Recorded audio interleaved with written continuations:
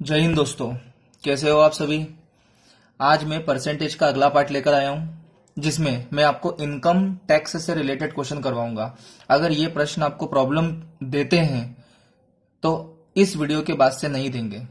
जो मैं basic concept बताने वाला हूं उसको आप बहुत ध्यान समझना और वो हम क्यों करते हैं ये चीजें समझने की कोशिश करना। ठीक है, चलिए सबसे पहले क्वेश्चन देखते हैं। यदि आयकर में 19% की वृद्धि हो जाती है, आयकर मतलब टैक्स, ठीक है, टैक्स में 19% की वृद्धि हो जाती है तो शुद्ध आय में 6% की कमी हो जाती है। शुद्ध आय मतलब क्या होता है? Net income. ठीक है, अगर कोई गवर्नमेंट टैक्स में 19% की वृद्धि करता है तो जो हमारी नेट इनकम है वो 6% कम हो जाती है। आयकर की दर याद करें, मतलब जो उसने टैक्स लगाया है वो वाला आपको फाइंड आउट करना है। ठीक है, कि टैक्स कितना लगाया है और पहले कितना लगता था, उससे 19% ज्यादा लगता था। ठीक है, यहां पर ये आप जो टैक्स 19% दिया है ये एग्जैक्टली वो टैक्स नहीं है, उसने बोला है 19% की वृद्धि हो रही है। फॉर एग्जाम्पल जैसे मान लो कि पहले 2% लगता था टैक्स, तो अब 19 और बढ़ जाएगा, तो 2 में 19 जोड़ेंगे तो 21 हो जाएगा। ठीक है, तो ये आपको वो देके रखा है और आपसे उसने नेट जो दर है वो पूछी है कि पहले दर क्या हुआ करती थी। ठीक है, तो बहुत इजी है। कैसे निकालेंगे उसको निकालने के पहले आप मेरे कंसेप्ट को समझना। ठीक है, चलिए देखते हैं। ये मेरी इनकम है, यहां पर मेरे को टैक्स लगता है और फिर मेरी बनती है नेट इनकम। ठीक है, फॉर एग्जाम्पल मान लो मैं 100 रुपए कमाता हूं। अब गवर्नमेंट 100 रुपए पे मतलब 20% टैक्स मुझसे लेती है गवर्नमेंट। मेरी इनकम कितनी है? 100 रुपए, और टैक्स कितना लेती है? 20%, मतलब 100 रुपए पे 20 रुपए लेगी। तो मेरे पास कितने रुपए में घर ले जाऊंगा? तो मैं ले जाऊंगा 80 रुपए घर। इसका मतलब मेरी नेट इनकम कितनी हो जाएगी? 80 रुपए। फिर समझो, मेरी इनकम 100 रुपए है, टैक्स कितना लेती है गवर्नमेंट? 20% लेती है, तो 100 रुपए पे 20 रुपए टैक्स तो मैं गवर्नमेंट को पे कर दूंगा। उसके बाद मेरे पास कितने रुपए बचेंगे? तो जितने रुपए बचेंगे वही मेरी नेट इनकम रहेगी। ठीक है, अब मेरी बात समझना। मान लो मेरी इनकम अभी सेम रहती है, पहले भी 100 रुपए थी, अभी भी 100 रुपए है। अब अगर मान लो गवर्नमेंट मुझसे 25% का टैक्स लेती है, इसका मतलब उसने मुझसे 5% ज्यादा लेने लग गई। या फिर यहां पर मैं 2 सेकंड के लिए परसेंट हटा दूं और मैं यहां पर रुपए लिख दूं तो भी कोई फर्क नहीं होगा। क्यों फर्क नहीं होगा? क्योंकि 100 रुपए पर जितने रुपए रहते हैं वही हमारा परसेंटेज कहलाता है। ठीक है, तो देखिए पहले गवर्नमेंट 100 रुपए पे 20 रुपए मुझसे टैक्स लेती थी तो 80 रुपए मेरी नेट इनकम होती थी। अब गवर्नमेंट मुझसे 25 रुपए लेती है, तो मेरी इनकम जो मैं घर ले जाऊंगा कितने ले जाऊंगा? तो 100 में से 25 गए तो कितना बचा? 75 रुपए। मतलब अब मेरी नेट इनकम कितनी रहेगी? 75 रहेगी। इसका मतलब क्या हुआ? यदि टैक्स 5 रुपए बढ़ा है, बहुत ध्यान समझना इस बात को, टैक्स अगर 5 रुपए बढ़ा है तो जो मेरी इनकम होगी वो 5 रुपए क्या होगी? कम होगी। ठीक है, यहां पर अभी मैं बात रुपए की कर रहा हूं, परसेंटेज की नहीं कर रहा हूं। ठीक है, देखो फिर समझो, अगर 100 रुपए में कमाता हूं और 20 रुपए में टैक्स देता हूं तो मैं घर पे कितने ले जाऊंगा? 80 रुपए ले जाऊंगा। बट अगर मेरी इनकम सेम है और अब मेरे से गवर्नमेंट 20 रुपए न लेते हुए 25 रुपए लेती है, तो अब मैं घर कितने ले जाऊंगा? तो 100 में से 25 को माइनस करेंगे तो 75 रुपए घर पे ले जाऊंगा। इसका मतलब क्या हुआ कि अगर टैक्स में मैं जितने रुपए देता हूं, टैक्स में मैं जितने रुपए गवर्नमेंट को देता हूं, नेट इनकम मेरी उतने ही कम रुपए क्या होती है? घर आती है। इतना समझ में आया होगा आपको। ठीक है, वापस देखते हैं। मान लीजिए कि अब मैं वापस से 100 रुपए कमाता हूं और अब गवर्नमेंट मुझसे 18 रुपए टैक्स लेती है, तो अब बताओ मैं घर पे कितना ले जाऊंगा?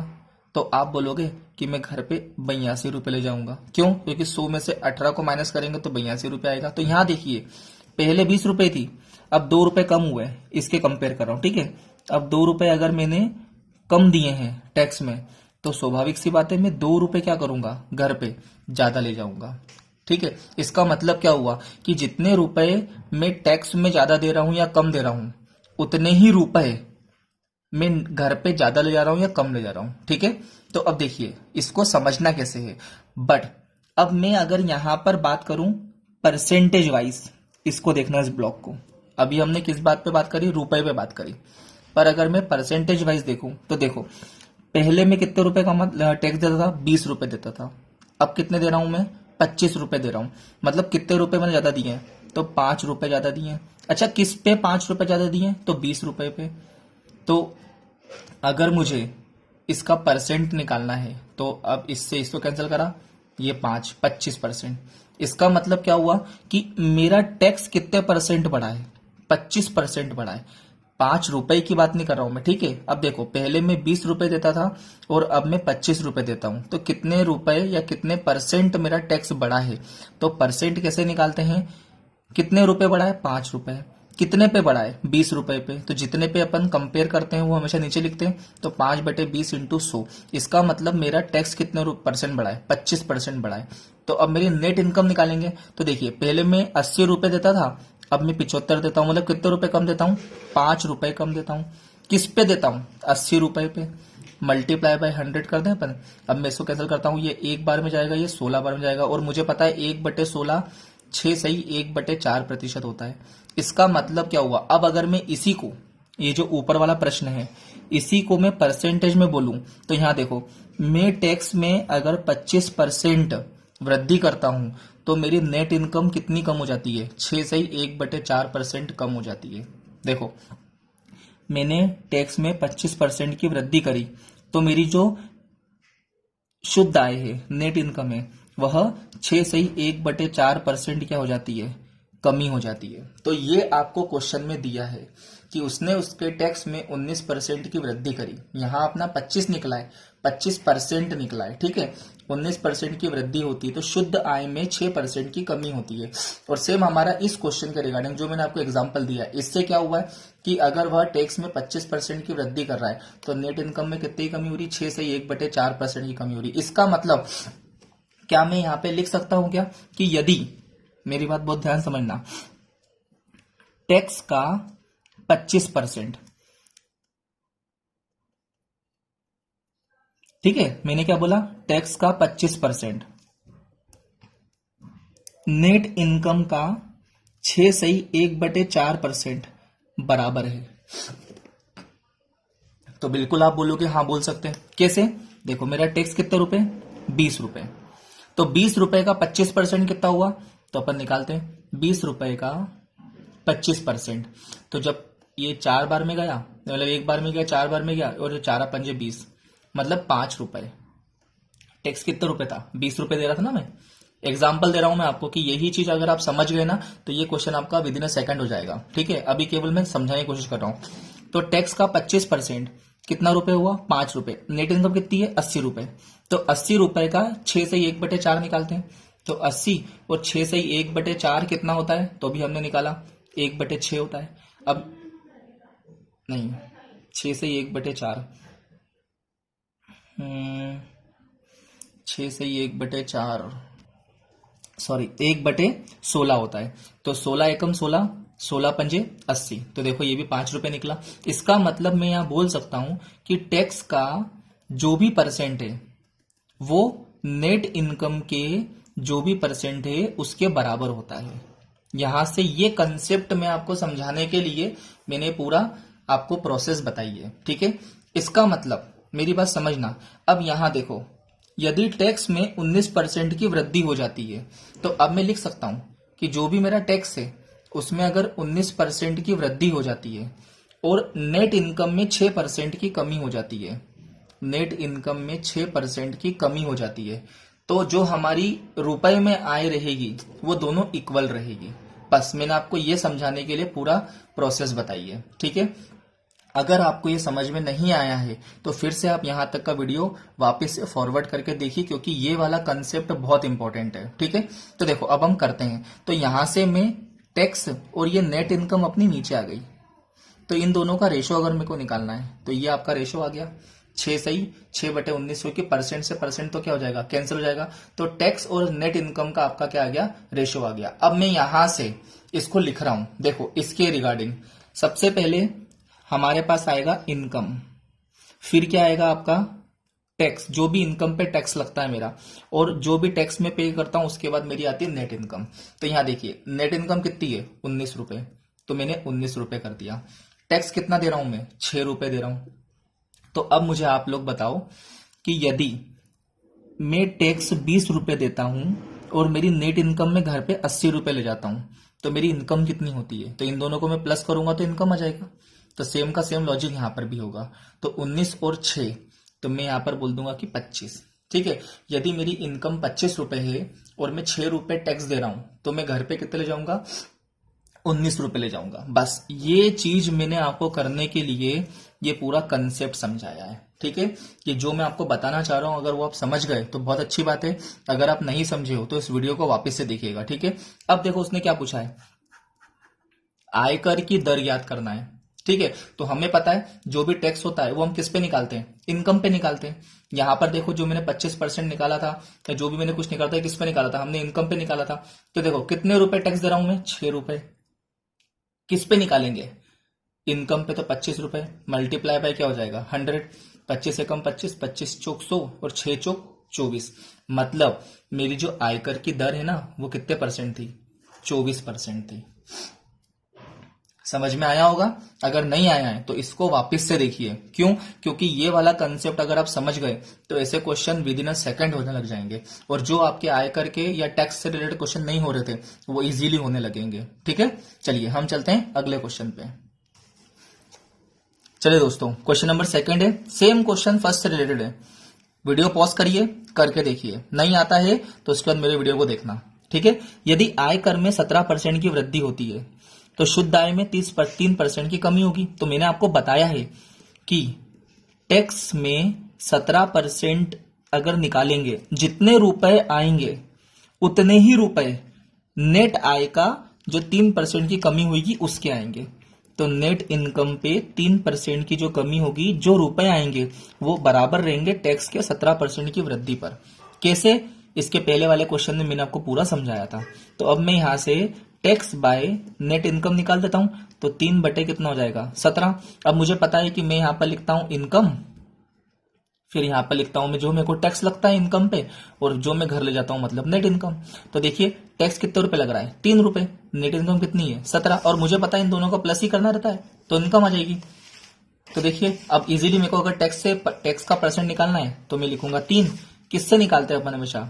इनकम से। 20, 100, ये गया 5 बार में, 5 किया 15। ये आपका आंसर कि जो आयकर की दर है वो कितने परसेंट थी? 15% थी। कितना इजी है? बहुत इजी है। आप लोग केवल समझते हुए चलना, आपका answer with in a second आएगा। ठीक है, इन चीजों को जितना जल्दी समझोगे उतना अच्छा है। और जो इसके पहले मैंने आपको बेसिक बताया था वो बेसिक भी जानना आपके लिए बहुत जरूरी था। ठीक है, कि ये सब होता कैसे है। आपको हो सकता है कि बुक में सीधे ये दे के रखें कि इसको वो मान ले y और इसको क्या मान ले वो x, तो वो सीधे बोलेंगे कि सबसे पहले आपको क्या करना है, आपको सीधे इसको लिखना है x बाय वाई में। ये आपका टैक्स हो गया और ये आपकी नेट इनकम हो गई।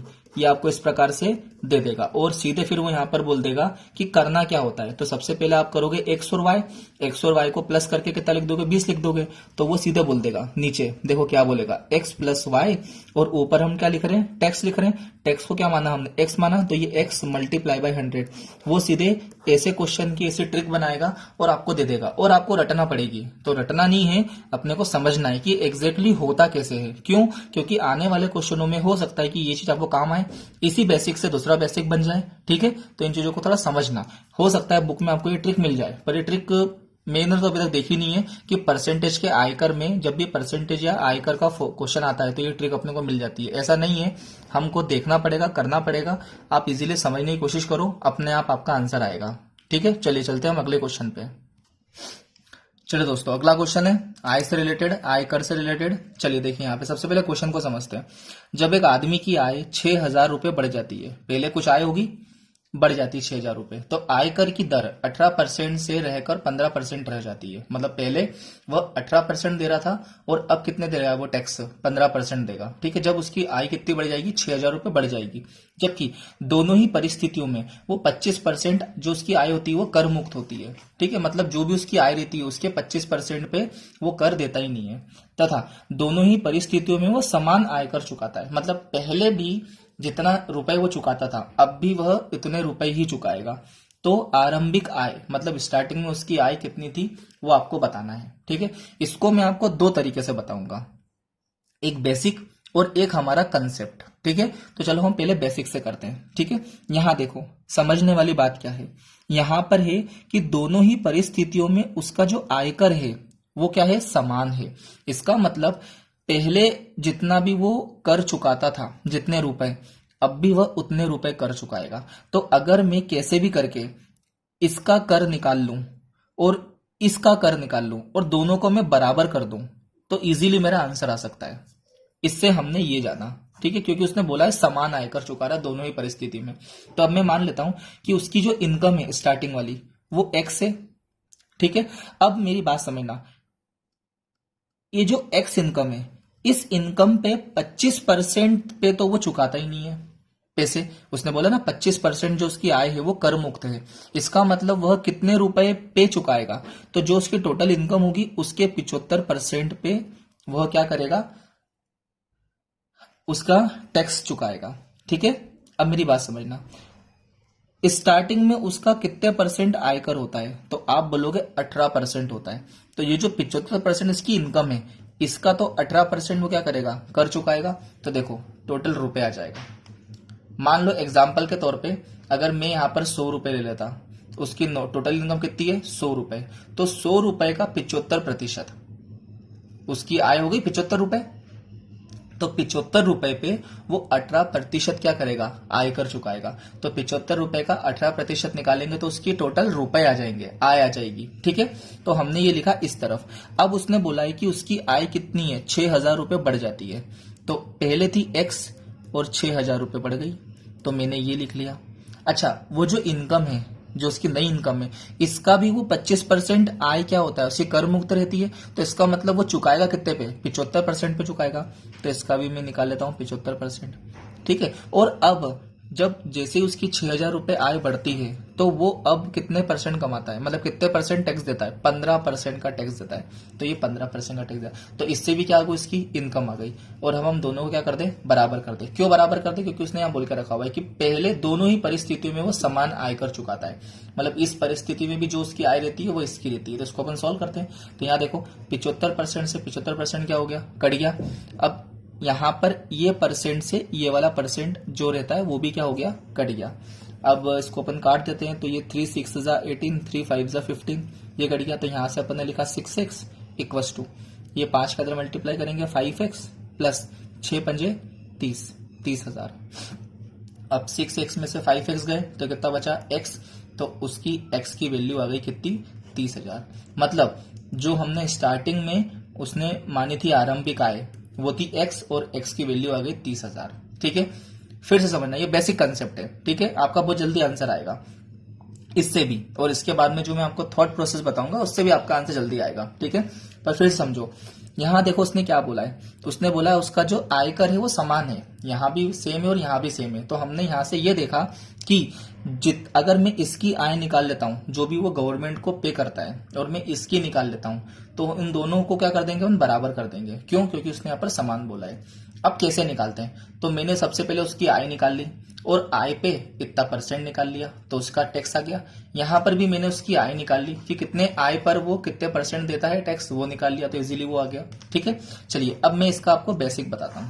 बेसिक बताने के पहले आप लोग एक बात ध्यान रखना। ठीक है, क्या, कि देखो दोनों ही परिस्थितियों में 75% आय कर मुक्त होती है। तो अभी हमने देखा कि 75% से 75% क्या हो रहा है, कैंसिल हो रहा है। तो इसका मतलब वो कांस्टेंट है। अगर ऐसा कांस्टेंट होता है तो उसको हम ले या न ले, दोनों ही परिस्थितियों में क्या होता है, हमारे आंसर पे कोई प्रभाव नहीं पड़ता है।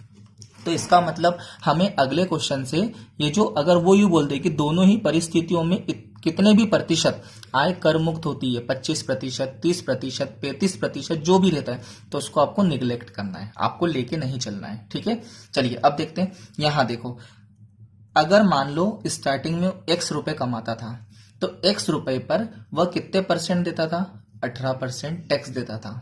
ठीक है, अब मेरी बात समझना, मान लो अभी भी वह x रुपए ही कमाता है और अब वह 15% क्या करता है, टैक्स देता है। ठीक है, इसका मतलब अगर उसकी समान आय होती, क्या कहा मैंने, अगर पहले x थी और अभी भी x है, समान आय होती और यहां पर इतने प्रतिशत कम होता, तो वो कितने प्रतिशत अपना पैसा बचा लेता, तो वो x का 3% पैसा बचा लेता।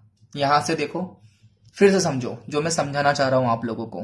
देखो, पहले वह x रुपए में 18% टैक्स देता था। ये x रुपए हमने मान लिया है ना, 100 रुपए ही मान सकते हो आप। x रुपए पे 18% टैक्स देता था। अब अगर मैं आपसे ये कहूं कि वो x रुपए चेंज नहीं हुआ है, जितने रुपए वो पहले कमाता था उतने ही रुपए वो अब कमाता है, और 15% का टैक्स देता है, तो इसका मतलब उसने कितने रुपए की बचत करी? तो उसने बचत करी 3% की। तो 3% किसका? टोटल में उसका, क्योंकि x का 3% तो वो बचत करेगा। पर चूंकि उसने क्वेश्चन में ये बोल दिया कि उसकी आय कितने परसेंट बढ़ जाती है, 6,000 रुपए बढ़ जाती है, इसका मतलब क्या हुआ कि ये जो 6,000 रुपए है, ठीक है, ये जो 6,000 रुपए इसकी इनकम बढ़ी हुई है, ये 6,000 की वजह से ये जो 3% है ये नहीं हुआ है।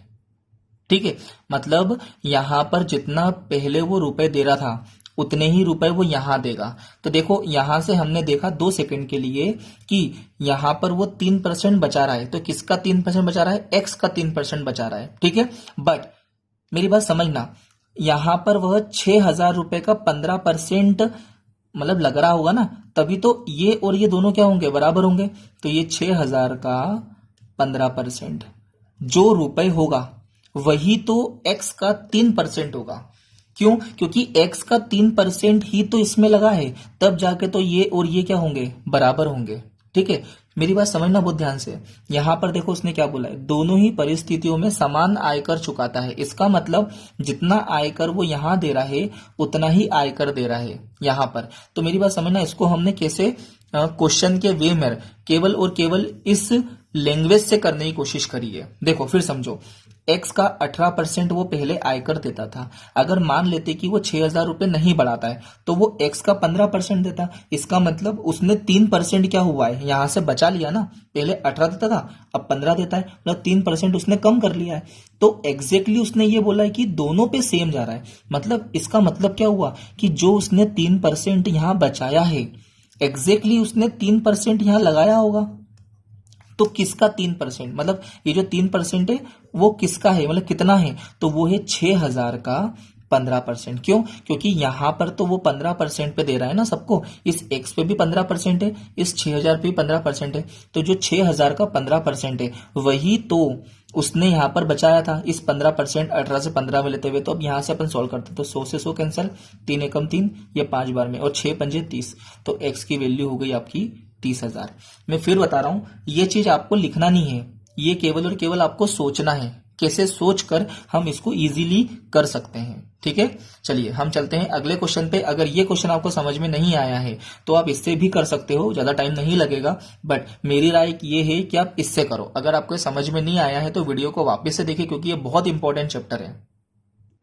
चलिए दोस्तों, क्वेश्चन नंबर 4 लेते हैं। सेम क्वेश्चन है पिछले वाले में, इसमें और उसमें एक फर्क है। क्या फर्क है? तो उसने पहले आपसे ये वाली आय पूछी थी और बड़ी हुई आय दी थी। इस वाले में उसने आपको बड़ी स्टार्टिंग वाली आय क्या करी है, दी है, और जो वृद्धि हुई है वो आपसे उसने पूछा है। तो अगर मैं बेसिक से करने की बात करूं तो बेसिक से हम इस प्रकार से करेंगे, 28,800 का कितने परसेंट आय पर देगा? तो 30% तो उसकी कर मुक्त है, तो 70% पे देगा का, मतलब ये तो उसकी निकल गई टोटल आय जिसपे वो टैक्स भरेगा। अब कितने परसेंट टैक्स भरेगा? तो वो भरेगा 12%। ये निकल जाएगा उसका टैक्स जितने भी रुपए का भरेगा। अब हम अगले वाले के देखते, तो अगले वाले पे भी तो वो सेम कर रहा है, तो कैसे निकालेंगे? तो 28,800 प्लस एक्स, ये उसकी टोटल इनकम हो गई। अब इस इनकम का 70% पे वो टैक्स भरता है, और कितने परसेंट भरता है? 10% भरता है। तो यहां पर ये इसका निकल गया, ये और ये दोनों बराबर है, क्वेश्चन में बोल के रखा हुआ है। इससे ये कैंसिल, मैं आपको पहले ही बता चुका था, अगर सेम हो रहता है तो हमको लिखे ना लिखे, दोनों सेम रहता है। परसेंट से परसेंट कैंसिल, ये गया 6 बार में, ये गया 5 बार में। सॉल्व कर लेते हैं। 28,800 multiply by 6 equals to 28,800 multiply by 5 plus 5x। ठीक है, तो अब इजी है, इसको उठा के इधर लेकर आएंगे। तो देखो 28,800 मैंने कॉमन लिया, यहाँ पर 6, यहाँ पर 5, तो 6 में से 5 गया 1। तो यहाँ पर जब 28,800 को 1 से मल्टीप्लाई करेंगे तो वही आएगा, तो x की वैल्यू हो जाएगी, सीधे इसको 5 से कैंसिल कर दूं तो 5 7 जा नहीं 5 5 जा 25, 3 बचा, 5 7 जा 35, 3 बचा, 5 6 जा 30, 0। तो इतने रुपए उसके बढ़े हैं। अब यही का यही मैंने आपको दूसरे कंसेप्ट से बताऊं तो बहुत इजी है। देखो मान लो स्टार्टिंग में उसकी आई थी 28,800, तो इस पे वो दे रहा था 12% का टैक्स। हम मान लेते हैं कि 28,800 ही उसकी रहती तो वो 10% पे क्या करता, 2% बचा लेता। तो 2% किसका बचा था, 28,800 का ही तो 2% बचा था वो, हाँ कि ना। बट एग्जैक्टली वो बचा नहीं रहा है, क्योंकि जितना यहां लग रहा है उतना तो यहां लग रहा है। तो वो कितने का लग रहा है, तो भैया वो लग रहा है एक्स का 10%। तो ये हो जाएगा एक्स का 10% आपका हो जाएगा। इससे ये कैंसिल हुआ, 2 एकम 2, 2 पंजे 10, और 5 से सीधे इसको कैंसिल करेंगे अपन, तो आपका आंसर जाएगा 5,760। अब देखो इस वाले में तो आपको इतना लिखना पड़ा, बट इस वाले में कितना लिखना पड़ा, केवल एक लाइन लिखना पड़ा। तो बस आपको मैं यही चीज सिखा रहा हूं कि कैसे हम इस क्वेश्चन को थॉट प्रोसेस से कर सकते हैं और कैसे एग्जाम में हम अच्छे नंबर पा सकते हैं। इन चीजों को थोड़ा समझना। अगर कोई प्रॉब्लम आती है तो कमेंट करके मुझसे पूछिएगा। मेरे चैनल को सब्सक्राइब करिए, शेयर करिए, और हाँ पसंद आए तो लाइक करना ना भूलिए। चलिए मिलते हैं अगले लेक्चर में। धन्यवाद।